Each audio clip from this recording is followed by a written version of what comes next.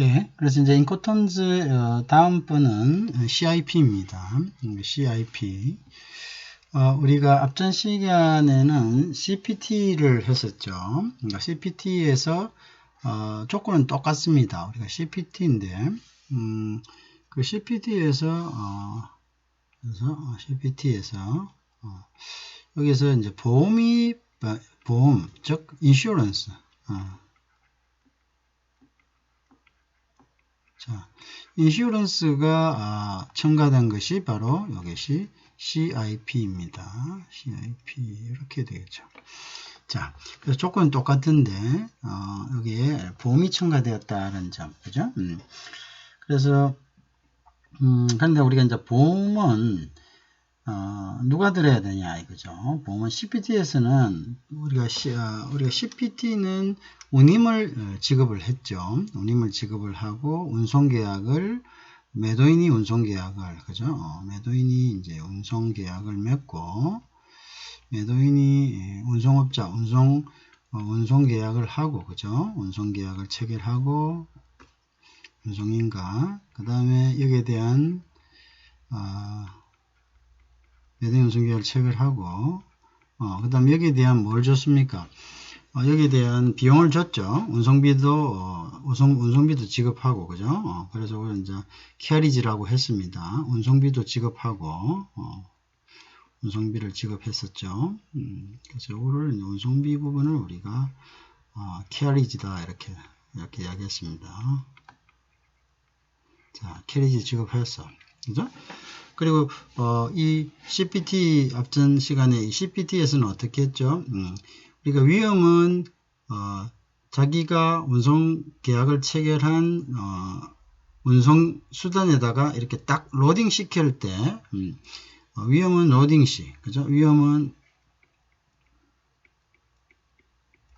운송 수단에 로딩 할 때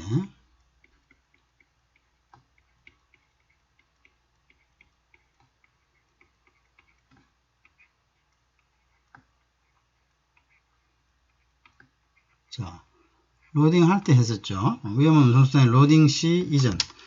로딩 시에 이전되었습니다. 그죠? 이전됐었고, 그 다음에 비용은, 지정한 목적지까지죠. 그래서 비용은 지정한 목적지까지. 비용은 지정한 목적지까지.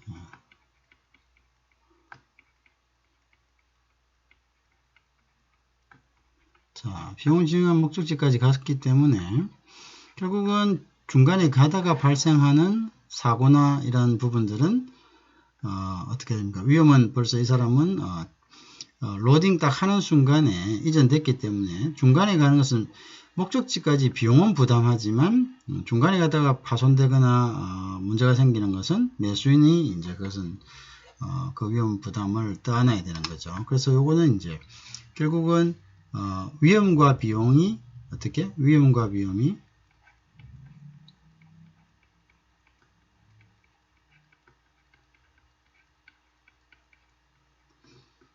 시점이 다르죠. 시점이 다르다. 대부분의 이제 위험과 비용 시점이 대부분 같은데, 이거는 이제 위험과 비용 시점이 다르다. 그죠? 다르다. 이렇게 되겠습니다. 자, 그래서, 여기에다가, 요것을 이제 해상운송으로 우리가 전환을 한다면은 어떤 게 되겠습니까? 해상운송. 해상운송의 CFR입니다. 그죠? CFR. 자, Cost and Freight. 그죠? Cost and Freight죠. CFR이죠. CFR도 똑같은 거죠. 조건이 그렇죠. 그러니까, 우리가 FOB는 갑판까지만 실어주는데, 요거는 갑판에 실어주고, 그 다음에 뭡니까? 거기에서 목적항까지 운임을 지급하는 거죠. 그죠? 그 다음에 여기다가, 목적항까지 운임을 지급하는 데다가, 우리가 거기에다가 보험까지, 매도인이, 그죠? 보험 계약까지 체결할 때는 우리 이거는 CIF다. 이렇게 이야기하죠. 그러면 요 CIF에 해당되는 것이 바로 우리가 지금 여기서 이야기하고 있는, CIP다. 이렇게 보면 됩니다. 그죠? 이걸 이렇게 보고, 여기 대체된 거다. 이걸 이제 복합 운송으로 했을 때는 이렇게 된다. 자, 그런 부분들이죠. 자, 그래서 우리가 이제 CIF든 CIP든 간에 결국은 어떻게 된답니까? 위험과 비용이 어떻게 된다? 분리된다. 위험과 비용의 시점이 분리된다. 이렇게 보면 되겠죠. 위험과 비용의 시점이 분리된다. 이렇게 보면 됩니다. 위험과 비용의 시점이 분리된다. 이게 중요한 겁니다. 그죠? 분리된다. 자, 그러니까 요거는 이제 위험은 로딩 시점에서 바로 이제 끝나는 거죠. 로딩 시점에서 끝나는 거고, 비용은 훨씬 더 뒤에까지 이제 이전되는 이제 그런 부분들이 이제 보이는 거죠. 그죠? 자, 그 다음 이제 그렇게 됐고, 자, 근데 여기 이제 중요한 게 있습니다. 이 인슈런스를 그러면은 어느 정도의 등급의 인슈런스를 드느냐, 이렇겠죠. 그래서 우리가 인슈런스가 등급이 있습니다. 우리가 국제상공회의소에서 하는 ICCA가 있고, 그죠? 또, ICCC라는 게 있습니다. 그래서 여기서는 이제 요거는 all risk란 뜻인데요. A 등급이 높은 겁니다. A 등급이 부보가 된다는 것은 더 많이 커버하는 범위를 이야기합니다. 보험이 이제 사고가 발생했을 때 사고를 어느 정도까지 어느 사고까지를 인정해 줄 것이냐 이런 걸 우리가 부보한다 이렇게 표현합니다. 자, 그래서 원래 요게 이제 바뀐 부분인데요. 그래서 인코텀즈 2010에서는 CIF나 CIP 같은 경우는 우리가 이게 이제 그냥 C등급만 하면 돼요. C등급, 즉 ICC C등급만 해주면 됐는데, 그래서 2020에 와서는 2010에서는 C등급만 넣어주면 됩니다. 누가? 매도인이 C등급만 넣어주면 되죠. 이것을, 자, 이때의 어떤 그 보험은 매도인이 보험을 넣습니다. 근데 매도인이 보험을 누구 앞으로 넣느냐 하면은 자신 앞으로 넣습니다. 이게 왜 자신 앞으로 넣나요? 원래 처음에 자신 앞으로 넣습니다. 자신 앞으로 넣었다가 이제 선적하고 나서 출항을 하면 이걸 갖다가 누구 앞으로 전환을 하냐면 양도를 합니다. 누구에게? 매수인에게 양도를 합니다. 자, 그게 이제 왜 그러냐 하면요. 보험을 넣었을 때 처음에 이 매도인은 이 물건을 어디서부터 매도인이 있죠. 매도인은 물건을 어디서부터 출발시킵니까? 공장에서부터 출발시키죠. 그죠? 공장에서 출발시키죠. 공장에서 출발시키는데 우리가 이제 CIP라는 거는 이 사람의 책임은 어디서부터 시작됩니까? 공장에서부터 시작되는 것이 아니라 어디서? 이 사람이 이제 책임은 공장에서부터 시작되고 이제 책임이 릴리즈 되는데, 즉 책임이 이제 넘어가는 데는 차량이 실었을 때인 겁니다. 그러면 공장에서 차량까지 가는데, 그죠? 차량이 자기가 계약해 놓은 차량까지 가는데 문제가 발생할 수 있겠죠. 여기서 이제 사고가 발생할 수가 있겠죠. 예를 들면 사고 발생 가능성이 있겠죠. 그죠? 그러면 이제 이거는 어떻게 됩니까? 이거는 결국은 자기가 책임져야 되는 부분이죠. 매도인이. 왜? 차량까지 갔을 때, 차량에 실어줬을 때 비로소 이 사람 책임이 없어지기 때문에. 자, 그러면 공장에서 차량까지는 자기가 이 사고가 나면 자기가 책임져야 되기 때문에 보험은 자기 앞으로 드러나야 됩니다. 그죠? 그래서 처음에는 CIP는 자, CIF도 마찬가지죠. 자, 이 보험은 들기는 누가 드냐? 자, 매도인이 듭니다. 파는 사람이 듭니다. 자, 파는 사람이 드는 이유는 아까 이야기했죠. 공장에서 요거는 CIF는 100가지. 배에 딱 실어줬을 때 요거는 책임이 없어지기 때문에 100가지 가는 위험. 그 다음에 공장에서 차량까지 가는 위험. 요런 것들이 어떻게 되죠? 요런 그 도중에 생기는 사고에 대해서는 자신이 보호를, 매도인 즉 수출자 스스로가 보호를 받아야 되기 때문에 처음에는 보험을 자기 앞으로 들고 이제 피보험자를 자기 앞으로 하고 그 다음에 나중에 어떻게 되죠? 차에 싣거나 아니면 이제 문제 없이 배에 실었을 때는 이 보험의 이제 수혜자를 갖다가 매수인 즉 수입자로 전환시켜서 양도를 시켜줍니다. 그죠? 무슨 말인지 알겠죠? 그래서 이제 그렇다는 거. 처음엔 자기 이름으로 든다는 거. 그 다음에, 여기에 이제 보면, ICC A 약관이 있고, ICC C 약관이 있다. 보면은, 물론 중간에 B도 있습니다. 그렇지만, C가 제일 낮은 거고, A가 이렇게 부보하는 범위가 넓습니다. 그래서 이제 사고가 발생했을 때 보험 처리가 되는 범위가 넓죠. 자, 그래서 근데 2010에는 인코텀즈 2010에는 C만 보호하게 했습니다. C 정도만 들어주면 된다고 했습니다. 자, 그런데 2020에 와서는 조금 바뀌었습니다. 왜 바뀌었느냐? 자, 우리가 이제 CIP 같은 경우는 그대로 C를 그대로 유지하면 됩니다. C를 유지하면 됩니다. C를 유지하면 됩니다. 근데 미안해. CIP는 요거는 C에서 A로 바뀌었습니다. 훨씬 더 보험 커버 범위를 넓게 설정해야 됩니다. 그래서 높은 보험을 갖다가 들도록 하고 있습니다. 그 이유는 뭐냐면은 우리가 CIF 같은 것은 배로, 즉 해상운송에만 적용되는 정형거리입니다. 그 CIP 같은 경우는 배라는 것은 뭐 지금 많이 빨라졌습니다만은 적어도 수일이 걸리죠. 그죠? 수일이 걸리죠. 이게 수일이 걸리기 때문에 중간에 아까 이야기하는 스트링 세일즈가 일어납니다. 스트링 세일즈. 즉 연속 매매들이 계속 일어나요. 연속 매매와 프로큐먼트, 스트롱 세일즈. 즉 연속 매매가 그러니까 소유자들이 계속 넘어간다는 거죠. 연속 매매하고 그다음에 그걸 갖다가 이제 연속 매매할 때 구입하는 거를 최초의 선적이 아니기 때문에 최초 선적자가 아니기 때문에 프로큐먼트 즉 조달이 일어나겠죠. 그죠? 그래서 스트링 세일즈하고 프로큐먼트가 일어나기 때문에 그게 주인이 누군지 모릅니다. 그러니까 매도인이 굳이 특정되지 않는 주인을 위해서 높은 보험을 들 필요가 없다는 거죠. 그래서 보험을 CIF 같은 경우는 이전에 2010과 같이 C등급을 그대로 유지해도 좋다는 거고, 그렇지만 CIP 같은 경우는 배보다는 보통 이 내용을 보면은 우리가 막 대륙을 횡단하거나 막 이런 그 뭡니까 그런 곳에서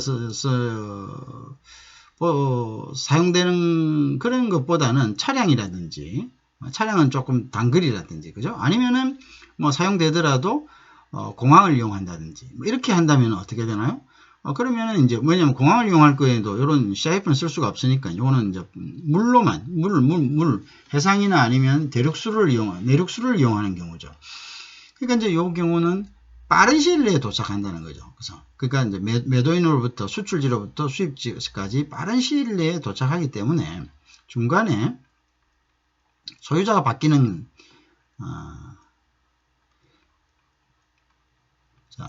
빠른 시일 내에 도착하기 때문에 중간에 이제 소유자 변경 가능성이 많이 적다는 거죠. 소유자 변경. 자, 아까 얘는 스트링 세일즈가 일어날 가능성은 굉장히 적다. 그리고 실질적으로 항공으로 했을 때는 스트링 세일즈가 거의 발생하기 힘듭니다. 왜냐하면 항공에서의 에어웨이 빌은 유통 자체가 금지됩니다. 그죠? 유통을 인정하지 않습니다. 자, 그렇기 때문에 이렇게 빠른 시일 내에 도착한다 이거죠. 그러면 소유자 변경은 중간에 일어나는 경우가 굉장히 CIF에 비해서는 굉장히 드물죠. 그렇기 때문에 이거는 소유자가 그대로 원소유자, 즉 매도인이 원래 제 최초에 판 이런 매수인하고의 관계가 그대로 그죠? 그대로 유지되어 있는 상태가 많죠. 그렇기 때문에 이런 경우는 매수인을 위해서 높은 등급의 보험을 체결할 것을 요구하고 있습니다. 자, 그래서 결국 정리하면 CIF는 C등급을 유지해도 되고 그 다음에 이제 CIP는 A등급을 유지한다. 자, 물론 이 당사자의 합의에서 이야기했죠. 이 계약이라는 것은 사적 자치입니다. 그래서 당사자들의 합의에 의해 가지고 우리가 예를 들어서 CIP를 높은 등급인 걸 갖다가 낮은 등급 C등급으로 강등하고 합의되면 또 여기에 있는 CIF도 C등급이었던 것을 갖다 이걸 A등급을 하고 아무 문제 없습니다. 무슨 말 알겠죠? 이건 당사자 합의에서는 아무 문제가 없지만, 그렇지만 특별한 언급이 없을 때는 그렇게 한다 이런 얘기죠. 그 다음에 저때 CIF든 CIP든 이게 인코텀즈의 어떤 그 약관 중에 유일하게 의무조항입니다. 그 부분을 알아야 되는데, 우리가 이제 보험은 듭니다. 보험은. 자, 보험은 왜 듭니까? 가다가 파손되는 위험이 있기 때문에 보험은 듭니다. 자, 근데 이 보험을 드는 것은 이거는 임의적인 겁니다. 결국 매수자나 또는 매도인의 이익을 위해서 그죠? 드는 거죠. 그죠? 임의적이다. 그죠? 근데 이게 이제 의무적인 것은 인코텀즈에서 딱 두 개입니다. 뭐냐? 지금 이야기했던 CIF하고 그 다음에 CIP다. 요거는 의무적으로 보험을, 요 정형거래에서는 의무적으로 누가 보험을 들어준다? 매도인이 우선 자기 이름으로 보험을 들었다가, 자기 이름으로 보험을 든 이유는 이야기를 했습니다. 그 다음에 어떻게 한다고? 그 다음에 이제 매수인에게 이 보험을 양도합니다. 그죠? 왜냐면 이제 위험이 이제 자기가 자기의 위험 구간이 아무 문제 없이 지났을 때는 이제 그 다음 것은 매수인이 그 보험에 대한 이득을 가질 수 있도록 매수인에게 이제 넘겨주는, 그죠? 그런 형식을 취한다. 그렇게 아시면 되겠습니다. 자, 그 다음에 여기서 이제 선박의 계약도 보험도 자신들이 보험을 들어야 되고요. 이제 선박의 계약도 결국 누구가 한다? 매도인이 이제 운송 수단을 계약하는 것도 매도인이 한다. 이렇게 보시면 되겠습니다. 자, 그런 부분들이 하나의 이제 그 키포인트다. 이렇게 보면 되겠죠. 자, 근데 때로는 이런 경우가 있죠. 자, 이 보험이 있죠. 자, 보통 보험이 들면 어떻게 봅니까? 우리가 뭐 LIG나 보통 적합보험 같은 경우에 LIG 이런 데서 적합보험을 취급을 합니다. 근데 매도인은 자기 나라에 있는 보험회사를 이용하려 하겠죠. 매도인은 자기 나라에 있는 보험회사를 이용하려 합니다. 근데 매수인은 자기 나라 그를 이야기하죠. 그럼 매수인도 똑같습니다. 매수인도 어떻습니까? 매수인도 나중에 보험 문제가 발생했을 때는 자기 나라에서 그걸 타려고 하겠죠. 당연제시 하겠습니까? 그런데 지금 보험회사가 예를 들어서 매도인 있는 보험회사에 있다면 어떻게 되겠습니까? 그럼 그거 힘들죠. 왔다 갔다 핸들링 하기가 힘들겠죠, 그죠? 그래서 이제 매수인이 이제 매수인이랍니다. 보험을 우리나라 회사하고 좀 들어주세요.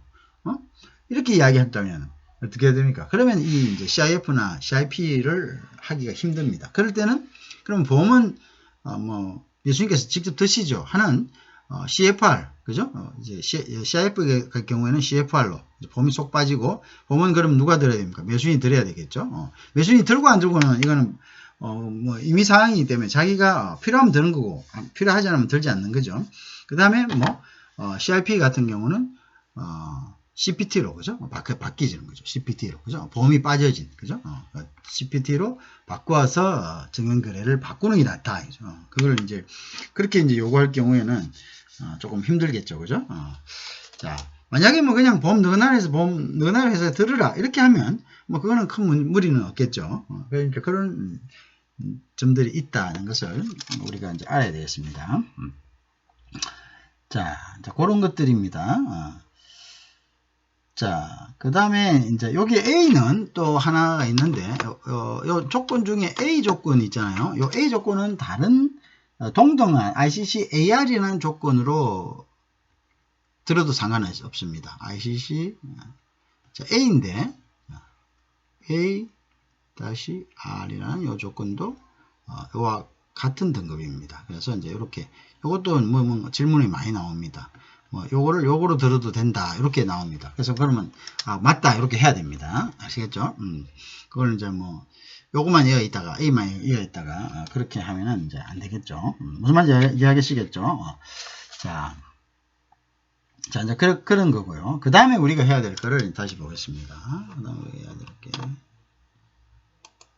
자, 그래서, 우리가 이제 그거를 보고요.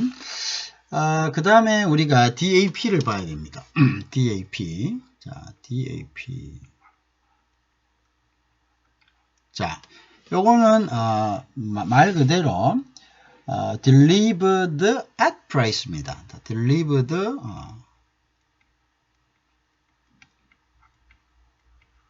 자, at 자, 여기 이제 여기 뭐가 이제 place가 나오겠죠. 여기 이제 장소가 나옵니다. 자, 예를 들면 장소. 자, 장소에 갖다 줬을 때 아까 갖다 줬을 때 어떻게 책임이 끝난다는 거죠. 그죠? 책임이 끝난다. 응? 책임이 끝난다. 이렇게 되죠. 그 장소에 갖다 줬을 때 책임이 끝난다. 이렇게 되겠죠. 자, 그래서 이제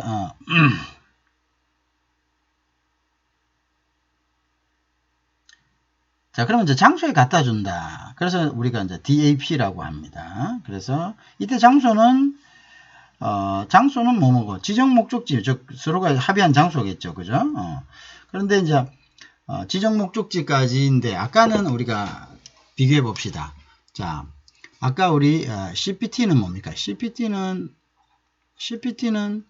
자 장소까지 어떻게 됩니까? 장소까지 요 특정 장소 place가 있습니다. 자, 장소까지 차량이 갑니다. 그죠? 차량이 이제 장소까지 차량을 한번 그려봅시다. 차량이 어떻게 생겼는지 모르겠는데. 제가 제대로 그리는지 모르겠는데. 자, 일단 차량이라 하자. 차량이 장소까지 가는 도착까지의 코스트는 운임은 자, 프레이트. 그죠? 프레이트는 자, 프레이트는 지불을 합니다. 자, 근데 위험은 어디서? 요 차 딱 실을 때. 인도시. 차량의 인도시 여기서 위험은 스탑을 합니다. 리스크는 스탑이 됩니다. 리스크는 여기서 스탑이 되는 거죠. 자, 리스크는 스탑이 되는데, 그다음 코스트는 그대로 가는 거죠. 근데 이 DAP는 이게 이제 뭐냐면 이까지다. 이 플레이스까지, 여기서 플레이스까지 여기에서 딱 플레이스에 와가지고 상차 상태로 차에 딱 나는 상태 되고 또는 누구 그다음에 누구 상사가 되고 그 다음에 이제 누구가 돼야 되나 그 뭐야 매수인의 처분하에 매수인이 딱 어떻게 처분할 수 있도록 매수인 처분하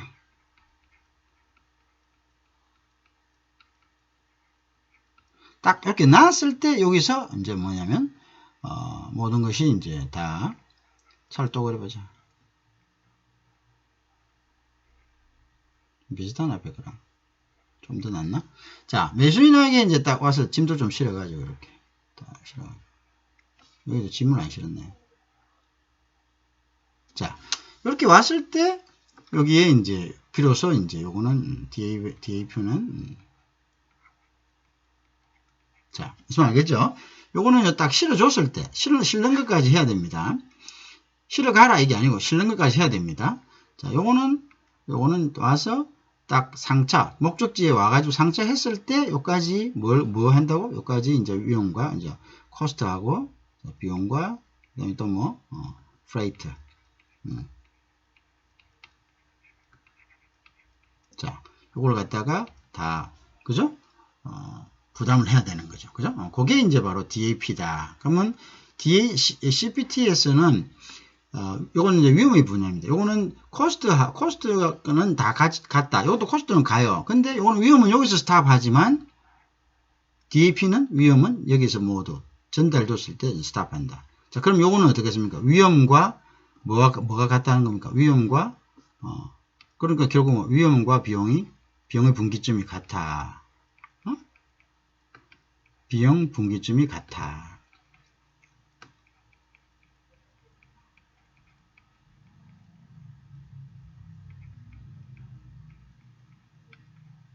무슨 알겠죠? 요거는 위험과 분기점이 같습니까? 틀립니까? 다르다. 요거는 다르죠. 그 차이입니다. 자, 위험하고 비용 분기점이 다르다. 분기점이라는 지점. 분기점이라는 지점이라는 위험과 비용이 나누어지는 지점을 분기점이라고 합니다. 분기점이 다르다.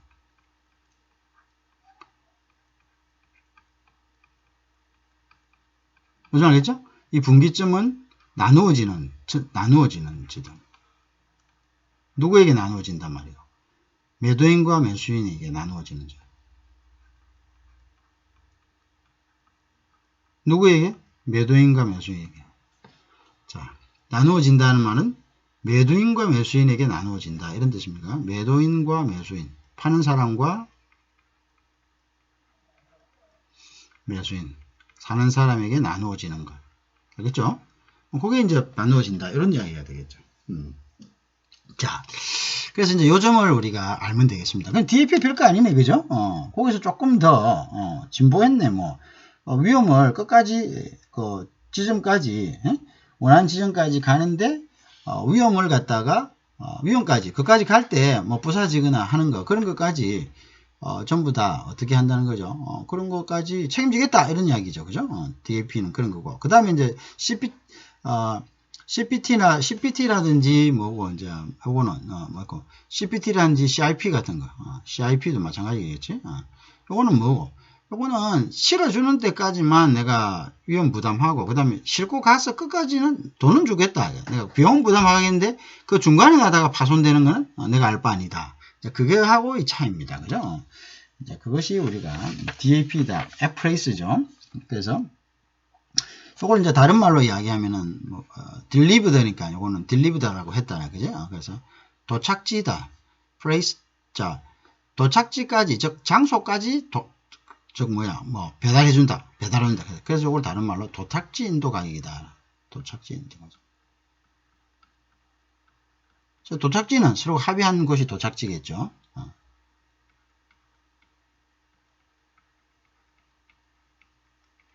자, 이건 도착지 인도 가격이다. 이렇게 이제 물을 수가 있습니다. 그죠? 자, 그렇죠? 여기에서 위험하고 비용이 다 이제 이점됩니다. 그래서, 물품이 지정 목적지, 그죠? 또는 이제 지정 목적지에 특정한 지점이 또 있을 것입니다. 그러니까 창고가 있으면 창고 안에도 넓은 창고에는 1번 창고, 2번 창고 있죠? 왜야? 1번 창고, 2번 창고 너무 길이가 너무 기니까 1번 창고에 갖다 놓으면 다시 들어서 2번 창고에 갖다 놓으면 비용이 막 발생할 수도 있습니다. 그죠? 그래서 목적지라든지 또는 목적지 내에 특정 너무 큰 경우에는 자, 퍼실리티가 너무 큰 경우에는 목적지 내에서도 또 특정 장소를 합의할 수가 있겠죠. 그죠? 자, 그래서 이제 거기서는 어떻게 하냐. 자, 그냥 그대로, 딱 실어 놓은 상태로 주면 됩니다. 그죠?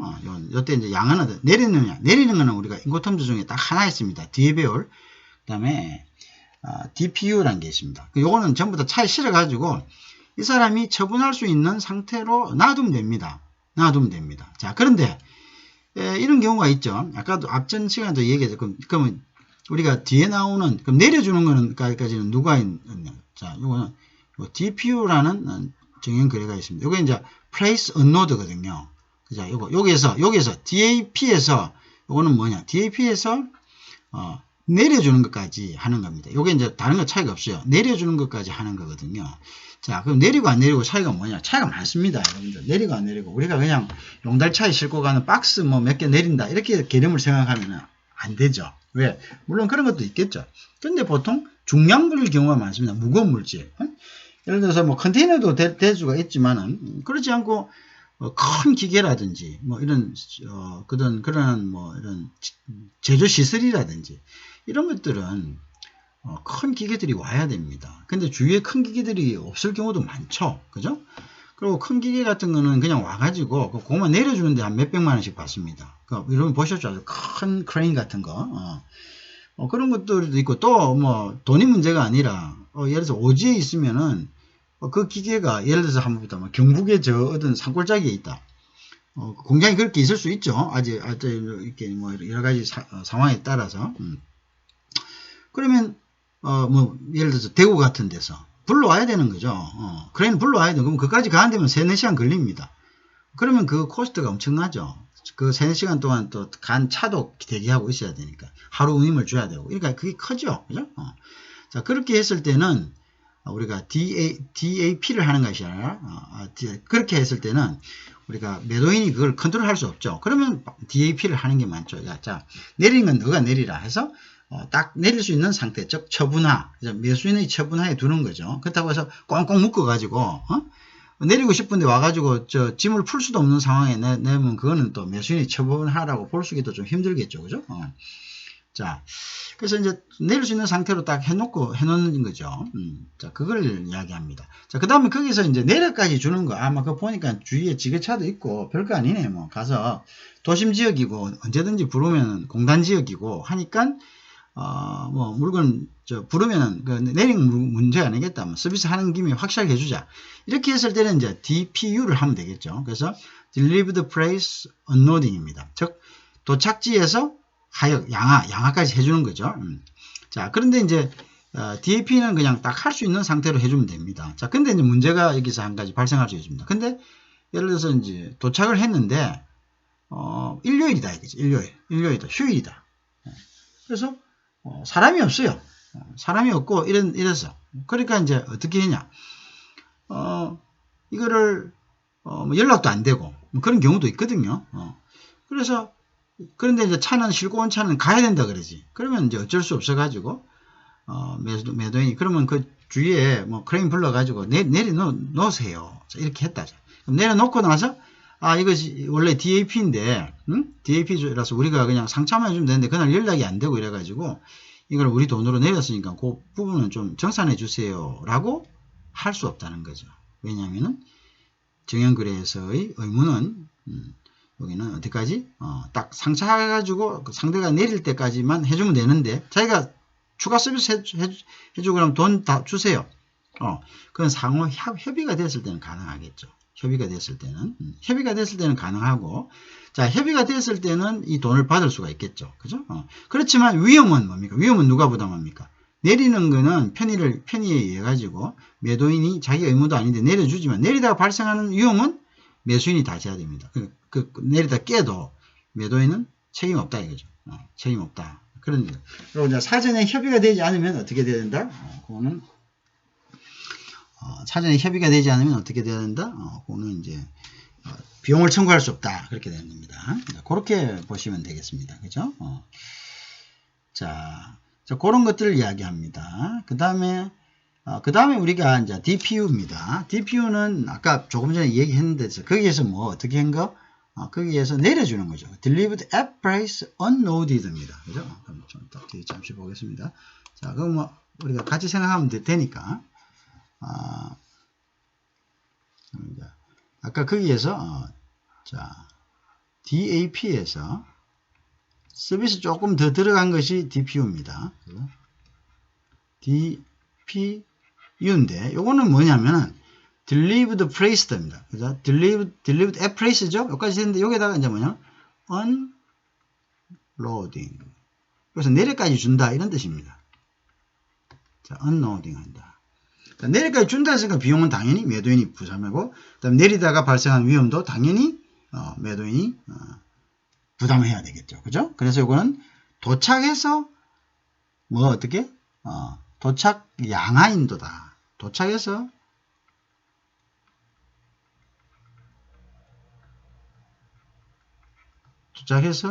내려주는 거야.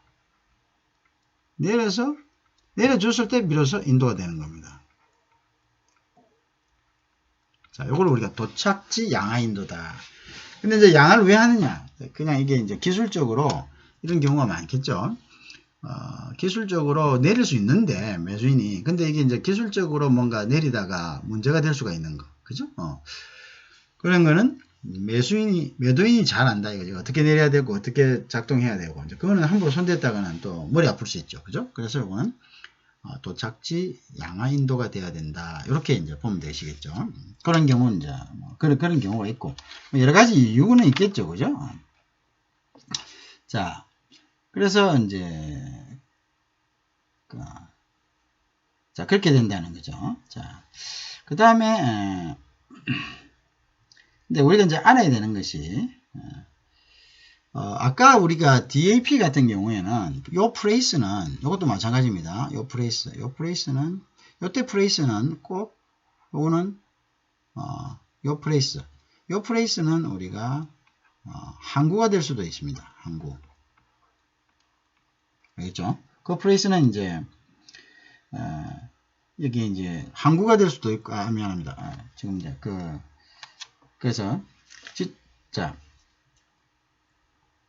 그래서 요 양화된 준비로 됐는데 요때 운송 수단은 선박이 될 수도 있다. 선박이 될 수도 있다. 선박에서 양화 상태로 선박이 될 수 있다. 운송 수단은 선박이 될 수도 있다. 왜냐하면 요거는 복합 운송이기 때문에 어떤 운송 수단도 될 수 있습니다. 자, 도착지에 내려서 만약에 항구에다 갖다 달라 했을 때는 그 운송 수단은 뭐가 되겠습니까? 선박이 될 수도 있겠죠. 요것도 마찬가지겠죠. 그죠? 요것도 마찬가지다. 자, 그래서 이제 그 점을 우리가 이제 DAP DPU는 요거는 복합 운송이기 때문에 요거는 선박도 될 수 있고 자동차도 될 수 있고 항공기도 될 수 있다는 거죠. 그죠? 그 운송 수단에서 양화할 수 있는 상태로, 즉 이미 처분 상태로 딱 둔다는 것은 이 이제 운송 수단은 뭐 차량뿐만 항공기, 선박이 될 수도 있다. 그런 이야기입니다. 알겠죠? 자, 그다음에 이제 또 이제 그렇게 되죠. 근데 이제 요 경우에 자, 그렇게 되죠. 이제 그거는 이제 그런 식으로 생각하면 되겠습니다.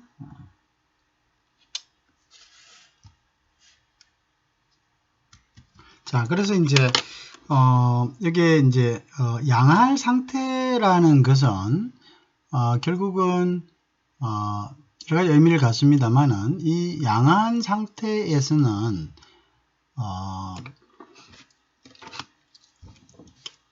꼭 이게 뭐라 그럽니까? 이 선박이나 운송 수단이 선박일 수도 있다는 거죠. 선박일 수도 있다. 그 점을 이제 유념하기 바랍니다. 그 다음에 우리가 이제 DAP 상태에서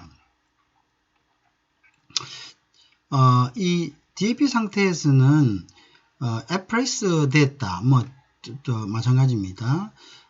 DAP 상태에서 양화 준비 상태로 이렇게 있는데, 예를 들어서 수입 통관이 안 됐다. 수입 통관. 자, 그럼 이 DAP에서의 수입 통관 의무자는 누굽니까? 수입 통관. 이거는 이제 매수인이 해야 되죠. 매수인이. 그죠? 매수인이 수입 통관을 해야 됩니다. 그죠? 근데 매수인이 수입 통관을 못했다고 합시다. 못했다고 하면은 결국은 뭐 이게 상차된 상태로서, 즉 양화 준비된 이미 처분, 즉 매수인이 이미 처분할 수 있는 상태로 계속 방치될 수밖에 없죠. 방치되겠죠. 그렇죠? 방치된다. 자, 만약에 수입 통관인데 수입 통관의 어려움이 있으면, 어려움이 있다 이렇게 합시다. 예를 들면 상황을 그렇게 한번 가정을 해보면, 자, 수입 통관의 어려움이, 매수인 수입 통관 어려움은 방치되겠죠. 그럼 방치되면서 발생하는 방치 위험이 생길 것입니다. 그죠? 방치 위험이 생기고 또 방치 비용도 발생하겠죠. 방치 비용도 발생하겠다. 자, 뭐 일단 DAP에서 선박 같은 경우는 어쩔 수 없으니까 뭐 내릴 수가 있겠죠. 내릴 수가 있겠죠.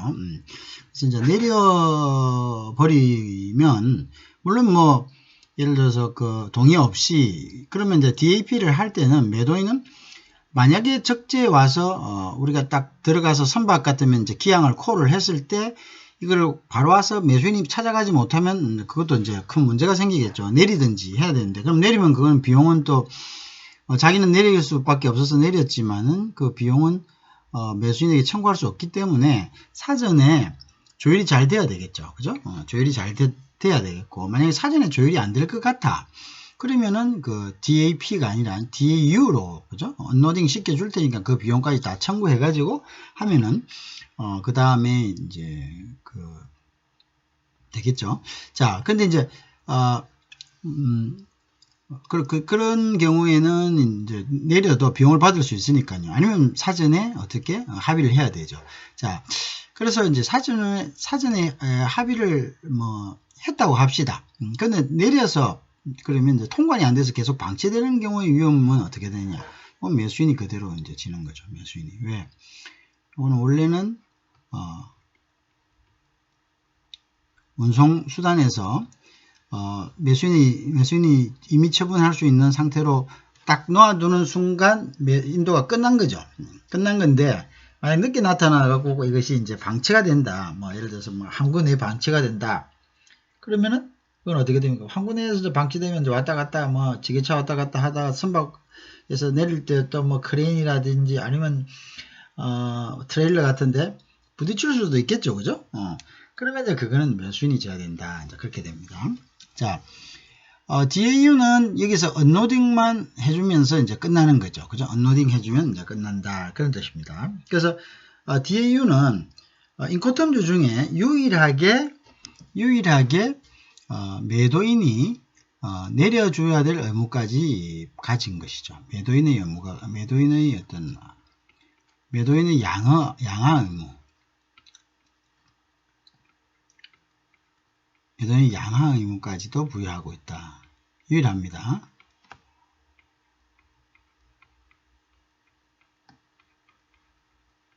자, 여기서 그 아주 유니크한 부분들 있죠. 유일하게 규정하는 것, 이런 것들이 잘 물어지죠. 그죠? 그런 부분들이 이제 여러분들이 좀 신경을 써서 보셔야 될 것이다. 이제 이렇게 생각이 됩니다. 자, 그 다음에 우리가 이제 DDP입니다. DDP. 자, DDP는 여기에서 한술 더 이제 나가는데, 이제 어디에서 한술 더 나가느냐 하면은, 요거는 DAP에서 한술 더 나갑니다. 왜냐면 DDP도 내려줄 의무는 없거든요. 내려줄 의무는 없습니다. DDP도. 그래서 DAP에서, 그러니까 DAP에서, 자, 여기서, 요게 이제 DDP는 한 단계 더 업그레이드 된 겁니다. 뭐냐? 요거는, duty fade입니다. 그래서 duty. 자, fade입니다. 자, duty fade 해서 프레이스 합니다. 그러니까 duty fade 해가지고 프레이스 한다. duty fade가 된다는 이야기는 관세 지급 인도입니다. 관세를 지급해서 인도한다. 그죠?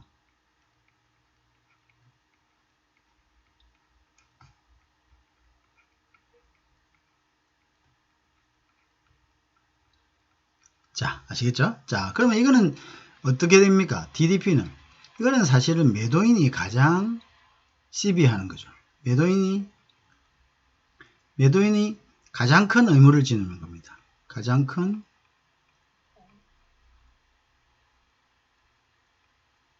의무.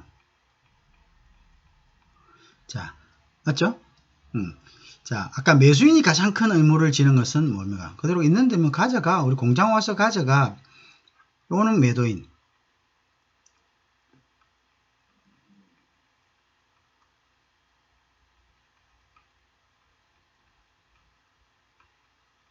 자, 요거는 매도인의 의무가 가장 큰.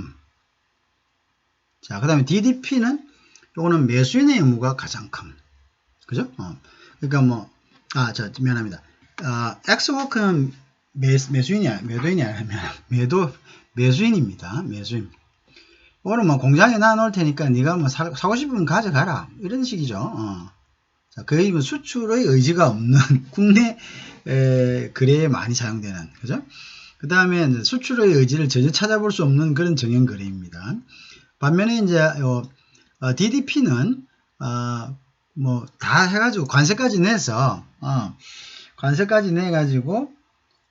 뭐 갖다 다오 이렇게 합니다. 그럼 관세를 내는 주체는 누구냐? 실질적으로 관세 비용, 관세 플러스 내국세도, 이거 관세와 관련된 통관과 관련된 내국세도 같이 냅니다. 관세뿐만 아니라 관세가 돼 있지만 우리가 통관과 관련된 내국세죠. 뭐 부가세라든지 여러 가지가 있을 거 아닙니까? 그죠? 부가세라든지 하여튼 통관과 관련된 세금을 이야기합니다. 그래서 물건에 따라서 뭐 틀리겠죠. 그죠? 그래서 그걸 싹 정산해서 어쨌든 이 사람이 통관을 끝내고 통관의 의무가, 자 보세요. 엑스워크에서는 모르는 사람이 수출국에 가가지고 수출국에서 수출 통관까지 해야 되죠. 수출 통관까지. 그죠? 수출 통관까지 해서 가져와야 됩니다. 수출 통관. 자. 근데 DDP는 요 관세 지급 인도는 수입 통관을 누가 해야 되냐면 매도인이 해야 됩니다. 남의 나라에 가서 수입 통관을. 수입 통관까지 해줘야 됩니다. 자, 그 수입 통관을 하면서 발생하는 관세 및 국세. 즉, 그 통관과 관련된 국세죠. 그런 것도 다 지급해야 됩니다. 그럼 요 뒤로 가서 다시 한번 보겠습니다. 자, 그럼 이제 DDP는, 말 그대로 세금까지 내가지고, 자, 우리가 보통, 직구 하잖아요. 직구. 자, 직구 하면은, 요거 좀 틀립니다. 자, 차이점이 뭐냐. 직구 하면 어떻겠습니까? 집에까지 갖다 줍니다. 근데 통관해가지고 오죠. 통관해서 옵니다. 누가 통관해 옵니까? 보낸 사람이 국내에 있는 파트너하고, 관세사하고 이래갖고 통관까지 해줘. 자, 통관까지 해가지고, 그러면 뭐, 예를 들어 DHL 같은 거나, DHL이나 뭐, 그죠? UPS라든지, 많죠? 자, 이렇게 옵니다. 뭐, EMS도 마찬가지고, 뭐 이렇게 오겠죠? 자, 오는데, 이 사람들 실질적으로 와서는 어떡합니까? 통관을 해줍니다, 이 사람들이. 통관은. 그죠? 통관 비용 누가 받습니까? 통관을 하는데, 통관 비용은 통관 수속을 해줍니다. 해서 집으로 가져오죠. 그렇지만, 비용은 누가 줍니까? 소비자가. 즉, 요거는 뭐, 자, 매수인이죠, 매수인이 비용을 주잖아요. 자, 세금 통관하는데 얼마 주세요 하면 요거 비용을 줍니다. 여기 비용 정산합니다. 여기. 통관 비용.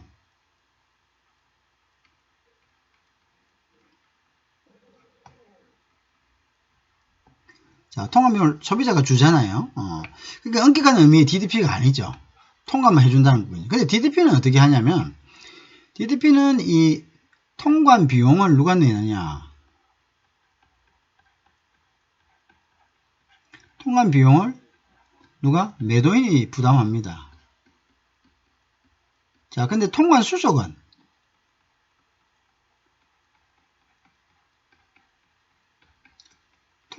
통관 수속은 우리나라 관세법상 매도인이 할 수가 없습니다. 외국 사람이. 그럼 누가? 매수인이 하는 거죠. 매수인이. 자, 매수인이 통관 수속을 하죠. 그죠? 통관 수속을 합니다. 자, 그러면 이제 어떤 식으로 하느냐? 자, 통관 수속, 통관 신고 하는 거죠. 통관 신고. 무슨 신고? 수입 신고지. 이게 이제 여기 수입 신고죠. 이 수입 신고 필증을 얻어야지 가서 수입 신고를 하죠. 이 수입 신고는 누가 합니까? 자, 이럴 경우에는 DDP 하면은 DDP 쪽에 매도인의 파트너, 국내 파트너가 있습니까? 그죠? 매도인의 포워더. 매도인의 포워더가, 그죠? 매도인이 미국이라고 합시다. 미국이라 합시다. 미국 사람이다. 그럼 포워더가 어떻습니까? 매도인 포워더가 돈을 지급합니다. 관세하고, 그 다음에 뭐 기타 여러가지 부가적인 세금이죠. 여기는 관세를 포함되어 있지만 통관을 위한 세금은 다 내야 됩니다. 그래서 관세, 통관을 위한 세금을 누구에게 주냐면 매수인에게 줍니다. 매수인. 자, 매수인이 이걸 받아서 신고를 합니다. 세관에 신고. 그죠? 그렇게 되는 거죠. 자, 그리고 신고를 하는데 보통은 이제 요거를 갖다가 포워더가 받으면 파트너 포워더, 즉 한국 파트너가 있겠죠. 한국 파트너에게 이걸 이제 자, 한국 파트너에게 연락을 해서 자, 이 사람 매수인한테 연락해가지고 우리 돈을 우리가 줄 테니까 뭐 이게 신고 좀 하게 해라. 그럼 이 사람이 이제 매수인에게 신고해가지고 수입 신고를 위해서 세관에다 신고를 하는 거죠. 하고 돈은 이 매도인으로부터 받아. 이 매도인의 포워더의 돈은 누구 돈입니까? 결국 매도인이 준 돈이죠. 그러면 이제 해서 통관을 시키고 통관 서류를 줍니다. 통관 서류를 주면 이쪽에 있는 매수인의 즉 매도인의 그 파트너가 있죠. 한국 파트너가 이 사람이 어떻게 합니까? 이 서류를 갖다가 일로 넘겨주고, 그죠? 통관 수속하고 넘겨주고 이 사람은 다시 어떻게 합니까? 이 사람에게 청구를 하겠죠. 결국은 누가 내는 게 됩니까? 매도인이 내는 게 되죠. 그러니까 이거는 여기에서는 우리가 직구하고 달리 대금을 갖다가 결국은 누가 낸다고? 결국은 이제 매도인이 낸다는 거죠. 자, 그 차이입니다. 그 차이다. 듀티가 페이드 된 거다. 듀티가 페이드 됐다. 이렇게 보시면 되겠죠. 자, 듀티가 페이드 됐고, 자, 그러면 이제 예를 들어서 그렇게 됐는데 우리가 수입 신고한다 해갖고 돈을 바로 납부하지 않는 경우도 있죠. 그죠? 바로 납부하지 않는 경우도 있다. 일단 수입 신고만 해서 통관하고 그 다음에 돈은 뒤에 내는 경우도 있습니다. 자, 그럴 경우에 돈을 만약에 안 냈다. 이 사람이 이제 매도인이 원래 돈을 부담하기로 되어 있잖아요. DDP. DDP인데 매도인이 돈을 안 냈다. 그죠? 이 포워더한테 포워더가 이제 매도인도 받아갖고 돈을 여기 한국 파트너에게 줘야 된답니다. 왜냐면 신고는 먼저 했지만 신고를 먼저 하고 이제 통관을 했다 합시다. 신고하고 통관을 했는데 돈이 안 들어왔다. 그럴 때는 어떻게 합니까? 그럴 때는 세관은 세관은 이 사람은 모릅니다. 그러니까 왜? 물론 관세법상 세금을 내는 사람은 매수인이니까요. 관세를. 그래서 매수인에게 그걸 갖다가 청구한다. 이렇게 보시면 되겠죠. 무슨 알겠죠? 매수인에게 청구한다.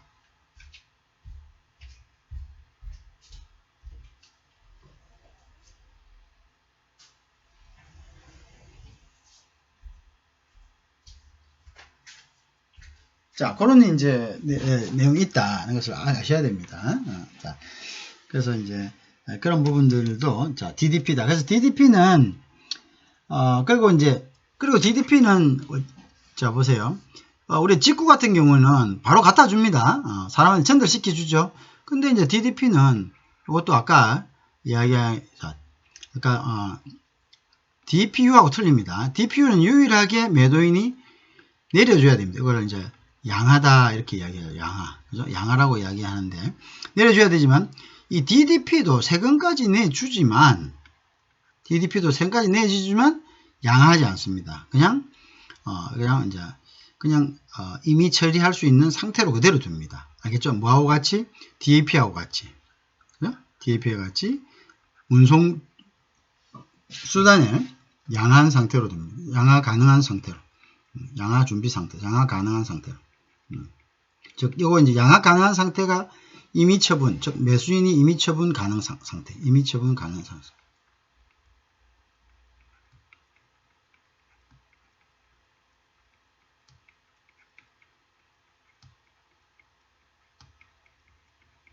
자, 무슨 말인지 이야기했죠?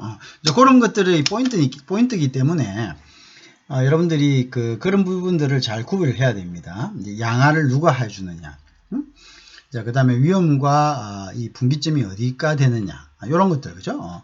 그런 것들을 그 다음에 이제 듀티였어요. 듀티는 결국은 누가 내냐. 매도인이 낸다. 그런데 신고 의무자는 누구냐. 신고 절차는 누가 밟아야 되냐. 신고 절차는 우리나라 관세법상 매수인이 밟아야 된다. 그죠? 돈은 주지만은 절차는 매도인, 즉 수출자가 우리나라에서 할 수가 없습니다. 그죠? 매수인이 해야 된다.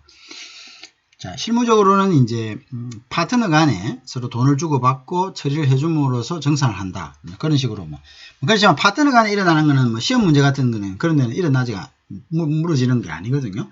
원칙만 묻기 때문에 그렇게 그냥 이해를 돕기 위해서 그렇게 진행된다는 정도죠. 그죠? 그런 거죠. 그래서 이제 자, 그래서 결국은 수입 통관이 근데 이제 매도인이 자기가 수입 통관은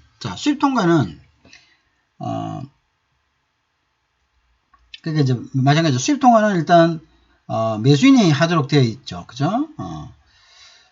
근데 이제 근데 요거 우리가 알아야 됩니다. 잘 알아야 될 부분인데 실제적으로 이렇게 된다. 자, 보세요. DP에서는 수입 통관은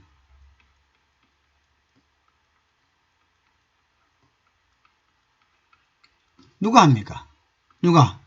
자, 매도인이 합니다. 일단 매도인이 한다고 되어 있습니다. 그렇지만 실질적으로 우리나라 관세법상에는 매도인이 할 수가 없습니다.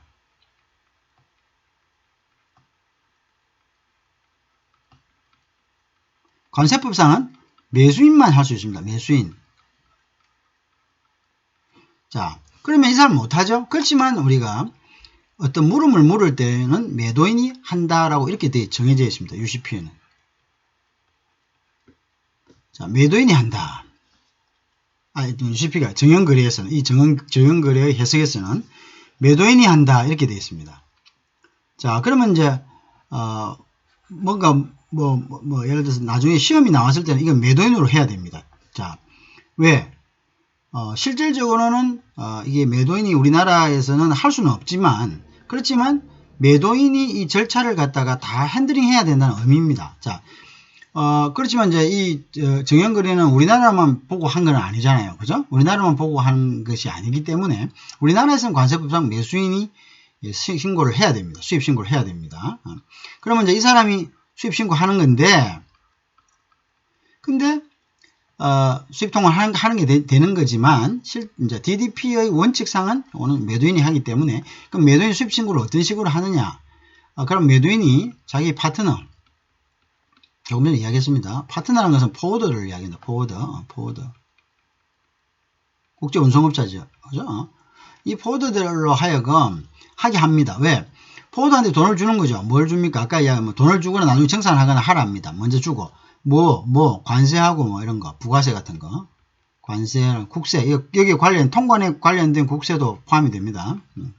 자, 줍니다. 주고, 자, 그러면 이제 이 파트너가, 이 수출국의 파트너가 그냥 미국 파트너일 거 아닙니까? 그죠? 미국 파트너.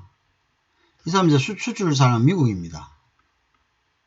자, 이 사람이 우리가 이제 수입국이 한국이라 합시다. 수입국이 한국이라 합시다. 자, 이 한국 파트너한테 이 DDP상 우리가 이거 수입 통관해야 되니까 당신이 내 돈 줄 테니까 자, 이거 돈 있다 이게 여기 이제 파트너에게 돈을 주는 거죠. 무슨 돈을 줍니까? 관세하고 부가세하고 재반 세금에 필요한 통관에 필요한 돈을 주겠죠. 아까 얘기한 관세, 부가세 또는 파트너끼리는 그냥 관세, 부가세 일단 너네들이 내고 나중에 이쪽으로 다시 청구해라. 다시 이렇게 청구해라 이렇게 이야기합니다. 그죠? 청구해라.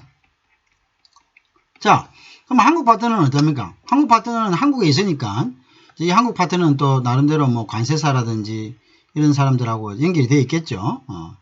관세사 연결. 그러면 이제 관세사 신고를 할 수 있으니까요. 그러면 이제 이 사람이 결국 어디냐면 매수인에게 연락을 하겠죠. 자, 매수인 연락해가지고 이거 신고해야 되니까 서류하고 필요한 거 주세요. 해가지고 이 사람이 어디입니까? 세관 신고하겠죠. 그죠? 무슨 신고? 수입 신고 하겠지. 수입 신고하고 자기 돈으로 또는 여기서 받은 돈으로 매도인한테 받은 돈으로 매도인 파트너한테 받은 돈으로 또는 자기 돈으로 먼저 그래서 수입 신고하고 그죠? 신고 필증 받아가지고 자, 신고 필증 받아서 어디로 줍니까? 요리 주겠죠. 요리 주면 이 사람 다시 어떻게? 매도인은 다시 이렇게 주고 그러면 이제 이 사람은 어떻게 합니까? 최종적으로 이걸 다시 누구한테? 매수인한테 이렇게 주겠죠. 자, 물건하고 통관 서류 다 있습니다. 이렇게 통관 서류, 통관 서류 제출, 통관 서류 제출, 수입 필증 같은 거겠죠, 그죠? 자, 이렇게 하면 결국 어떻게 됩니까? 자기 매도인이 통관한 거야 똑같잖아요. 그죠? 우리 세법상 이제 관세법상 이렇게 수입 신고는 이렇게 돼 있잖아요. 그냥 원칙적으로는 누가 하게 돼 있죠? 원칙적으로는 매도인이 수입 신고를 하게 돼 있다. 그러면 이제 그 절차대로 그죠? 그렇게 진행될 수가 있다. 그죠?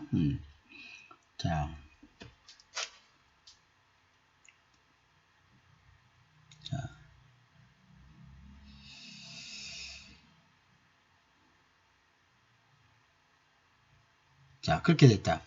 자, 그런데 이제 DDP는 DDP 자체가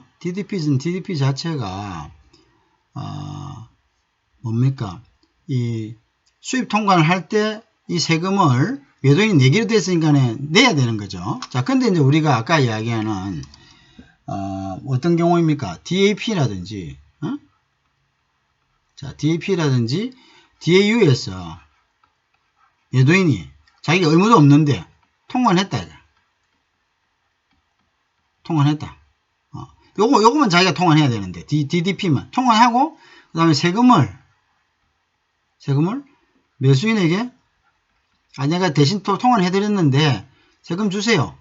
청구할 수 있나 없나? 없어요.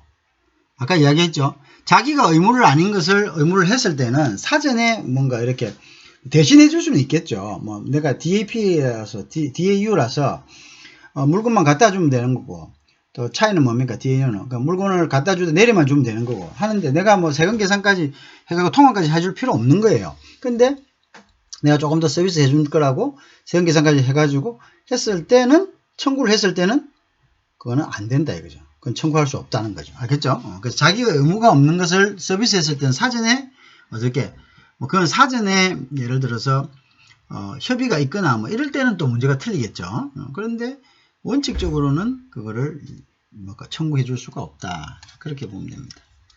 그죠? 원칙적으로는 해줄 필요가 없다. 자.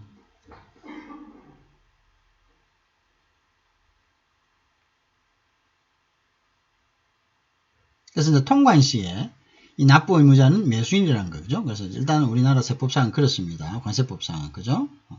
자, 그런데 자, 그 다음에 이제 그런데 이제 매수인인데 여기에 대한 모든 부담은 누가 한다? 자, 매도인이 부담한다. 그죠? 자, 그래서 납세 의무자는 아까 뭐라 했습니까? 만약 돈이 안 냈을 때는 나중에 누가 낸다? 당연히 매수인 내야 됩니다. 알겠죠? 왜 그러냐면 이제 우리나라 관세법상에서는 물품을 수입한 화주가 납세 의무자로 되어 있습니다. 그러니까 이제 그래서 이제 DDP 조건에서는 수입 통관 의무는 매도인에게 있지만 납세 의무자는 매수인 또는 매수인이 대리점입니다. 대리인 관세사를 이야기하죠. 그죠? 자, 그렇게 됐다. 자. 그래서 이제 실질적으로 이제 관세는 수입국 포워더가 매수인에게 대납하고, 그죠? 이제 매도에게 청구하는 그런 방식을 취한다. 이제 그렇게 되겠죠. 그죠? 그래서 납세 의무자는 우리 관세법상은 그 부분도 이제 딱 잘 해줍니다. 요것을 납세 의무자는 자, 그 인코텀즈 상에서 매도인이 수입 통관을 한다 되어 있지만 이거는 인코텀즈고 우리나라 관세법상의 납세 의무자는 화주입니다. 자, 이거는 누구? 화주. 물건을 수입한 화주가 됩니다. 화주다. 그래서 이거는 매수인이 의무자가 됩니다. 자, 납세와 관련된 통관과 관련된 재반 비용은 누가 부담하노? 매도인이 부담한다. 그죠? 원래 그 DDP에서는 그렇게 되어 있기 때문이죠. 자, 이해할 수 있겠죠? 자.